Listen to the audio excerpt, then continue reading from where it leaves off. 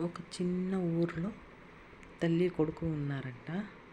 కానీ కొడుకు కొడుకు వేరే వాళ్ళ దగ్గర చెప్తున్నాడంట, అన్న నేను పెళ్లి చేసుకోవాలని అనుకుంటున్నానన్న, నేను ఒక పాపని ఇష్టం పడుతున్నాను, ఇంట్లో కూడా తెలియదన్నా అని అన్నాడంట కొడుకు వేరే వాళ్ళ దగ్గర. వేరే వాళ్ళు వేరే వాళ్ళు సలహా ఇచ్చారంట, పిలుచుకొని రారా ఒకరోజు, ఏం ఏ ఏమవుతుందో చూద్దాము అన్నారంట.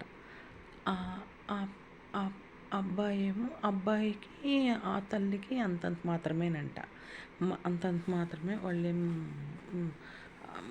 ఏం అంతంత ఇద్దరు ఎక్కువ మాట్లాడుకుంటా లేదంట తల్లిను కొడుకు.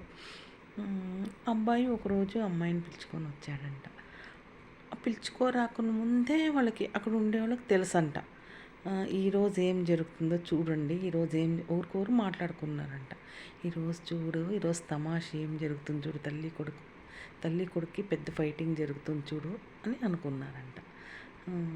ముందే అందరికీ తెలుసంట, ముందే తల్లికి మాత్రం తెలియదంట. పాపము ఆ తల్లికి మాత్రం తెలియదంట, ఏమి అనేది కూడా ఆ తల్లికి తెలియదంట. చుట్టుపక్కన ఇంట్లో వాళ్ళకి అందరికీ ముందుగానే ప్లానింగ్ అంతా తెలుసంట. ఆ తల్లికి మాత్రం ఏమీ తెలియదంట.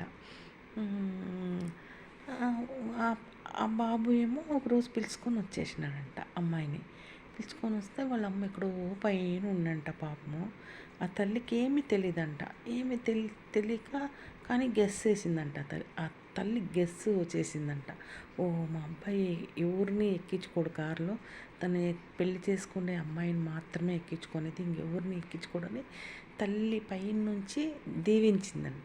ఆ తల్లి కులము గోత్రము ఏమీ తెలియదంట ఆ తల్లికి. పాపము దీవించిందంట ఆ తల్లి. నా కొడుకు కోడలు చిలకా గోరింకల్లా కలకాలము పచ్చిగా ఉండాలని పైనుంచి దీవించిందంట. ఎంతైనా కానీ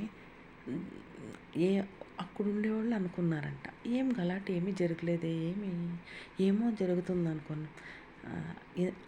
అప్పుడు అనుకున్నారంట వాళ్ళు, ఏం గుండెరా ఆ తల్లిది, ఎంత గొప్ప మనసురా ఆ తల్లిది, ఏం గుండెరా ఆ తల్లిది. That is mother. ఎప్పుడైనా కానీ తల్లేనండి. ఎవరైనా కానీ తల్లికి ఉండే స్థానము ఈ దేవునికి కూడా లేదండి. తల్లి తర్వాతే దేవుడు కూడా. తల్లి దీవిస్తే ఆ కొడుకు జీవితం బంగారు బాటలా ఉంటుందండి ఎప్పుడన్నా కానీ. That is great mother. ఎవరికైనా కానీ తల్లి దీవిస్తే, ఎవరైనా కానీ ఏ బిడ్డకైనా కానీ తల్లి దీవెనలు చాలా గొప్పగా ఉండాలండి ఎవరికైనా కానీ.